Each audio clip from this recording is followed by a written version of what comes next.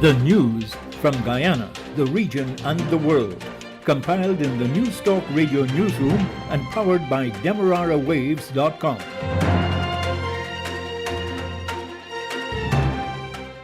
The news at 6 comes to you with the compliments of Kentucky Fried Chicken, KFC. With the news at this time, I'm Dennis Chabrol. Good evening. First, the highlights. The Private Sector Commission has nominated a well-known business executive to sit on the board that will govern how the oil revenues will be spent. A man has been shot and injured at a bar on the east bank of Demerara. And regionally, Cubans are facing a fuel shortage. Reggae star Jack Cure has been sentenced for manslaughter in the Netherlands. And internationally, we get the latest in the Russia-Ukraine war. The details of these and other stories in a moment. After a hard day's work, a lime at the workplace would be great, and even greater and better with KFC, with a wide choice of finger-licking meals in a wide range of sizes.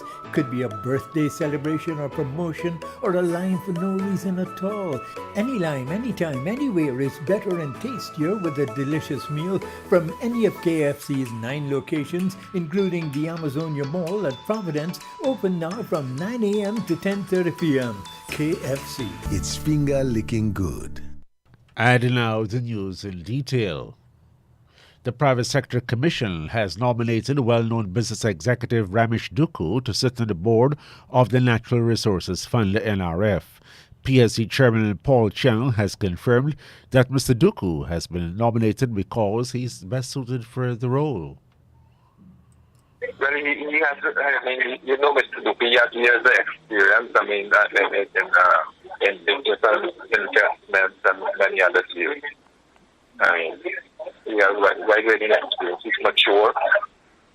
PSC Chairman Paul Cheng, the Parliamentary Appointments Committee, in which the government has a majority, has already picked former bauxite executive Dunstan Barrow. He is also former People's National Congress Reform parliamentarian. The President of Guyana can also legally appoint 3 other members of the Natural Resources Fund Board. The leader of the People's National Congress Reform, PNCR, Aubrey Norton, has publicly urged the government to subsidize the cost of basic consumer items. He issued a call against the backdrop of rising cost of living, largely due to the war between Russia and Ukraine. He says that the items that should be subsidized should include flour, cooking oil, rice, and milk. The PNCR also wants the government to provide a market supplement to low-wage workers, expand the school feeding program to cover 2 to 3 nutritious meals a day, and increase the public assistance program. Meanwhile, Mr. Norton is urging that more food be grown and that stockpiles be established across the country. A taxi driver from Soesdijk, East Bank, Demerara, has been shot and injured. Police say the 30-year-old man was drinking with a number of friends at Freedom Bar when a man walked up to him and shot him to his left side leg.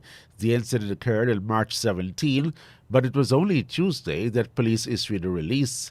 Investigators were informed that the identifiable man approached him, withdrew a silver handgun from his waist, and fired a single shot. Police are yet to arrest the assailant. The taxi driver's condition has been listed as stable. Regionally, long lines continue to be formed at gas stations in the Cuban capital, Havana. It follows local media reports of fuel rationing in at least one province amid a biting economic crisis which has already left food and medicine in short supply on the island. Gabriel Quintero, a program coordinator of the Matanzas provincial government, told the local media that rationing had begun in that province on Sunday. He, however, downplayed the problem and blamed the shortage mainly on distribution services. Quintero said in the report that state-owned Transcopet, which supplies fuel to the country's gas stations, was operating only 62% of its vans due to logistical problems. News of the rationing quickly spread through the neighboring province of Habana, where the remaining fuel was picked up quickly on Sunday. leaving little petrol and diesel available at stations in the city on Monday. Officials in Cuba have previously blamed the decades-long U.S. embargo and more recent harsh sanctions on a former U.S. President Donald Trump for making foreign fuel imports to the island more difficult. Cuba's ailing fuel supply is also as a result of dwindling domestic production, limited refining capacity, and reliance on ally Venezuela, which has its own production problems. That's according to Jorge Pinion, a professor and energy policy expert at the University of Texas at Austin. Reggae star Jah Cure has been convicted of attempted manslaughter and sentenced to 6 years in prison in the Netherlands on Tuesday. The behind these prison walls singer was found not guilty of attempted murder by the court, which rejected a self-defense claim. Netherlands Public Prosecution Service told Observer Online that a 43-year-old man was sentenced to 6 years in prison with credit for time served for attempted manslaughter. His claim of self-defense was rejected by the court. Franklin Watamena, press officer of the Jah Cure's legal team, says he may choose to appeal the ruling in the Netherlands Court of Appeal. He was arraigned in the Netherlands court last year and spent his 43rd birthday as well as Christmas and New Year's Day behind bars.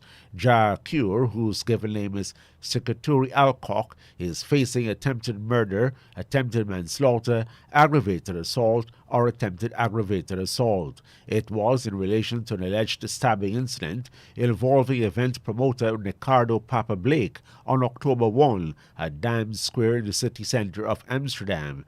Jah Cure was in Amsterdam for a performance.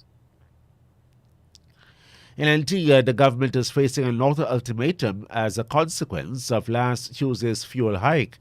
The Antigua and Barbuda Workers Union has joined the chorus of people and organizations objecting to the 25% increase in gas and diesel prices. The union is calling on the government to rescind its decision, not in part, but in its entirety, and introduce measures that will stem the rising tide in the cost of basic food items that is destroying their already declining standard of living. Should the Prime Minister and his administration ignore the call, the union warns that it will find other ways to use the power of its membership to put the brakes on the way these matters of state are dealt with. These other measures were not disclosed. The ABW is contending that such a significant increase should not have been implemented without broad-based consultation with a range of stakeholders, including the unions. According to Antigua and Barbuda Workers Union, this increase directly impacts the pockets of thousands of workers, and its implications and justifications should have been ventilated at the consultation table and not dictated via the airwaves. In St. Martin, helicopter flights can no longer take off and land on yachts owned by the Isle of Man firm Louvière in St. Martin's territorial waters. The head of the Aviation and Shipping Department, head Louis Halley, says the decision has been taken in line with European Union sanctions against Russian-owned yachts. The Aviation Department's withdrawal of the license has been ordered by Minister of Tourism, Economic Affairs, Transport and Telecommunications, Roger Lawrence.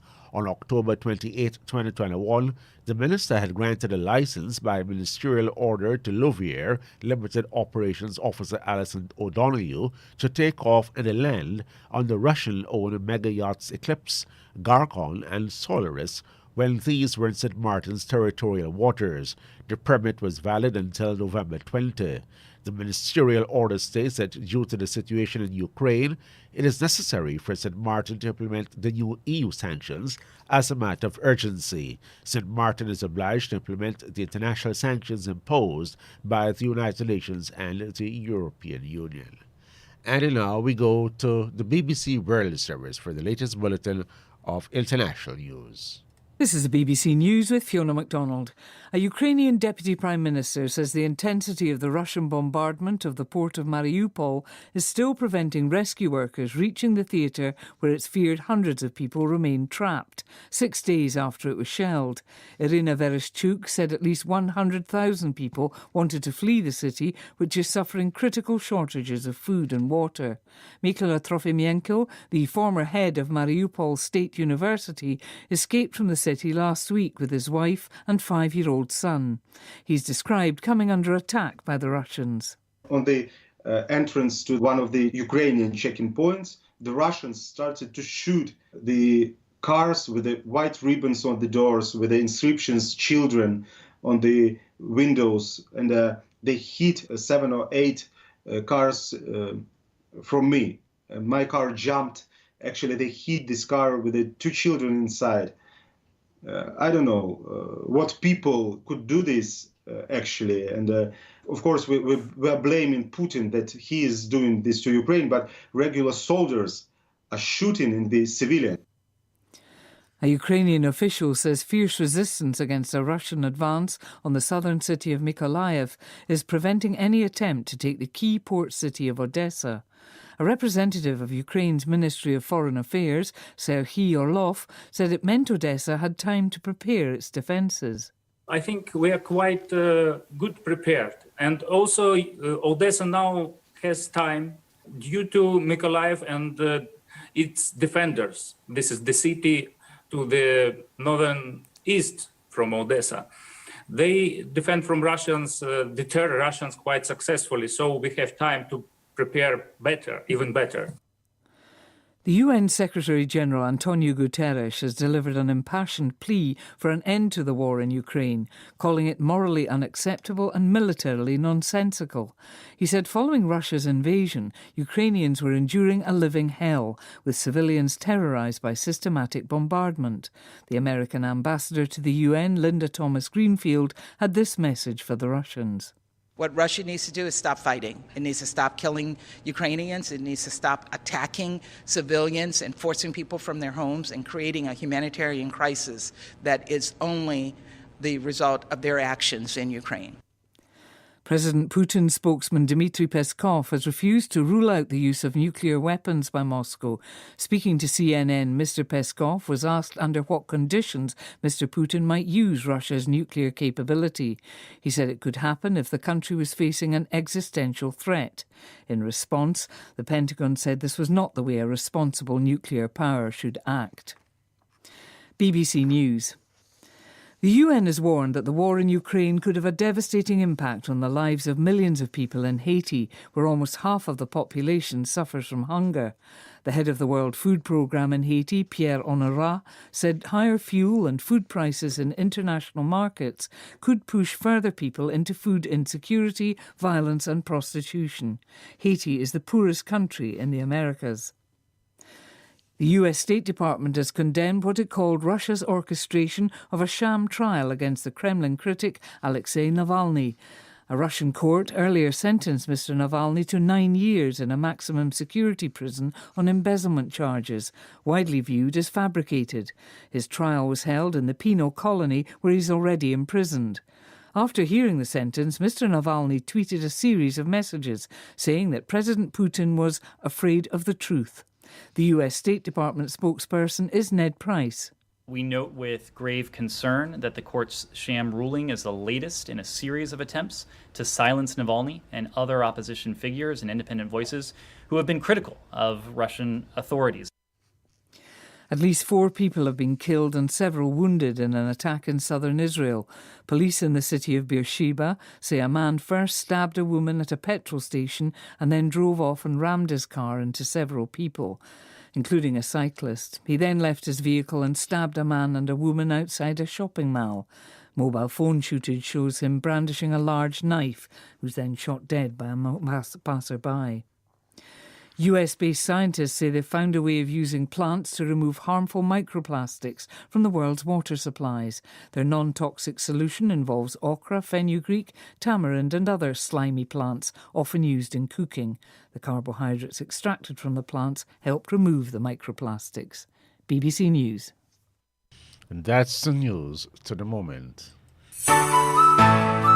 After a hard day's work, delicious comfort food is all we crave for. There at KFC, they've got you covered with a wide choice of delicious, finger-licking good meals from any of their 9 locations, including the Amazonia Mall at Providence. And there are 6 drive-through locations for your convenience. Their 11 herbs and spices are sure to blow those post-work vibes away every time. It's the perfect way to end a hard day. KFC. It's finger-licking good. Now to end the news, a recap of the highlights. The Private Sector Commission has nominated a well-known business executive to sit on the board that will govern how the oil revenues will be spent. A man has been shot and injured at a bar in the East Bank of Marara. Regionally, Cubans are facing a fuel shortage, and reggae star Jack Hure has been sentenced to manslaughter. Has been sentenced for manslaughter in the Netherlands. The news came to you with the compliments of Kentucky Fried Chicken, KFC.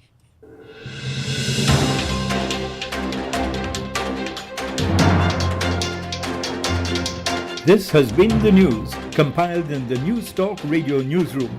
For ongoing updates, visit demerarawaves.com, and you can check facebook.com/demwaves and twitter.com/demwaves.